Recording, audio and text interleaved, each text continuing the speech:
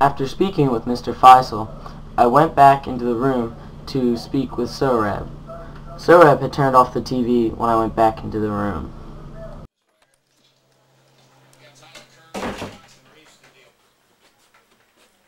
Mr. Faisal said that there's a way I can bring you back to America with me. He did? When can we go? That's the thing. It might take a little while. How long? I don't know. A while? I don't mind. I can wait. Can we go to the big red bridge, the one with the fog? Absolutely. Absolutely. And drive up the streets where all you can see is the hood of the cars in the sky? Every single one of them. Is it hard to learn English? I'd say within a year, you'll speak it as well as Farsi. Really? Yeah. There's one other thing, Sorab. Mr. Faisal said that it would be easier if we could ask you to stay in a home for children. A home for children? You mean an orphanage? Yeah, but it would only be for a little while. No, please. Sorab, it would just be for a little while. You promised you would never put me back in one of those, Amir Aga. It's okay, it's different. It would be here in Islamabad, not in Kabul. Here no one can hurt you. They say they won't hurt you, but they lie. They always lie. Please, God. Shh.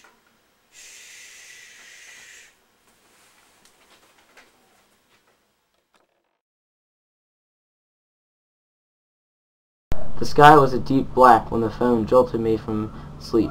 I rubbed my eyes and turned on the bedside lamp. It was a little past 10:30 p.m. I had been sleeping for almost 3 hours. I picked up the phone. Hello? Call from America. Thank you. Salam! Hi. How did the meeting go with the lawyer? Mr. Faisal said that he could get Sorab into America, but he would have to be in an orphanage for a little while. Well, you can forget about it. We won't have to do that. Why? What's up? I heard back from Kaka Sharif. He said the key was getting Sorab into the country. Once he's in, there are ways of keeping him here. So he made a few calls to his INS friends. He called me back tonight and said he was almost certain he could get Sorab a humanitarian visa. No kidding. Oh, thank God. Good old Sharif John. I know. Anyway, we'll serve as the sponsors. It should all happen pretty quickly. He said the visa would be good for a year. Plenty of time to apply for an adoption petition. It's really gonna happen, Surya John. It looks like it. Surya John just called from California. We won't have to put you in an orphanage, Surya. We're going to America, you and I. Did you hear me? We're going to America. No! No! No! Suddenly I was on my knees, screaming through my clenched teeth, screaming until I thought my throat would rip and my chest explode. Later they said I was still screaming when the ambulance arrived.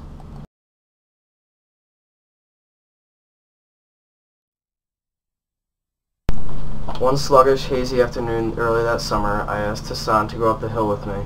Told him I wanted to read him a new story I'd written. He was hanging clothes to dry in the yard, and I saw his eagerness in the hurried way he finished the job. We climbed the hill, making small talk. He asked about school, what I was learning, and I talked about my teachers, especially the mean math teacher who punished talkative students by sticking a metal rod between their fingers and then squeezing them together. Hassan winced at that, said he'd hoped I'd never have to experience it. I'd said I'd been lucky so far, knowing that luck had nothing to do with it. We sat against a low cemetery wall under the shade thrown by the pomegranate tree. In another month or two, crops of scorched yellow weeds would blanket the hillside, but that year the spring showers had lasted longer than usual, nudging their way into early summer, and the grass was still green, peppered with tangles of wildflowers. Below us, Wazir Akbar Khan's white-walled, flat-topped houses gleamed in the sunshine, the laundry hanging on clotheslines in their yards, stirred by the breeze to dance like butterflies.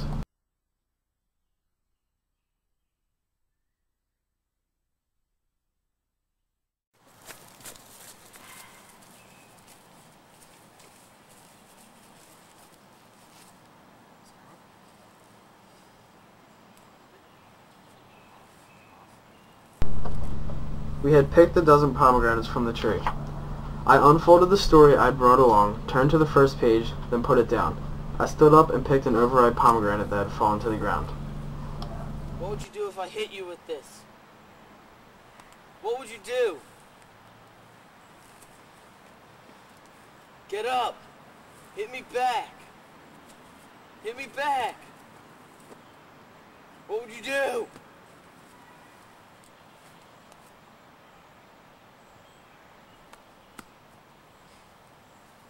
Hit me!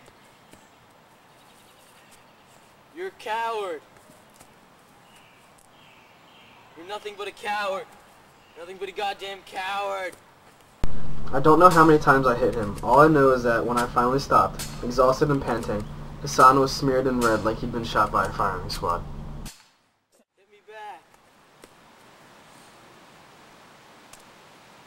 There, are you happy? Are you satisfied? What am I gonna do with you, Hassan?